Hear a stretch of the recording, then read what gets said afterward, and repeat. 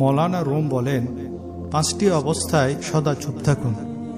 Number 1, যখন আপনি বুঝতে পারছেন কেহ আপনার শব্দ দ্বারা আপনার অনুভূতি বুঝতে পারবে না, তখন চুপ থাকবেন। নাম্বার 2, যখন আপনি কি বলতে হবে তা জানেন না, যেটা বলবেন সেটার ব্যাপারে আপনার সন্দেহ হয়, তখনও চুপ থাকুন। নাম্বার 3, যখন কেহ অন্যের দুর্নাম করছে, তখন তার সেই কথায় অংশগ্রহণের প্রয়োজন নাই, সেই সময় চুপ থাকুন।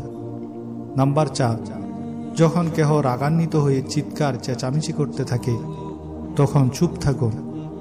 নাম্বার 5, যখন কেহ খুব আগ্রহ ভরে নিজের জীবনের কোনো ঘটনা বর্ণনা করতে থাকে, তখন চুপ থাকার চেষ্টা করুন। তুমি এই ব্রহ্মাণ্ডে গুপ্তধনের খোঁজ করছ, কিন্তু প্রকৃত গুপ্তধন তো তুমি নিজেই। কেউ যখন কম্বলকে পেটাতে থাকে, তখন সেটা কম্বলের বিরুদ্ধে নয়, ধুলোর বিরুদ্ধে।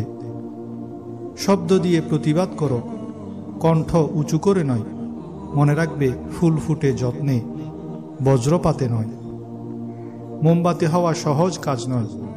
আলো দেওয়ার জন্য প্রথমে নিজেকেই পুড়তে হয়। সবকিছু জেনে ফেলাই জ্ঞান নয়। জ্ঞান হলো কি কি এড়িয়ে যেতে হবে বা বর্জন করতে হবে তা জানার নাম।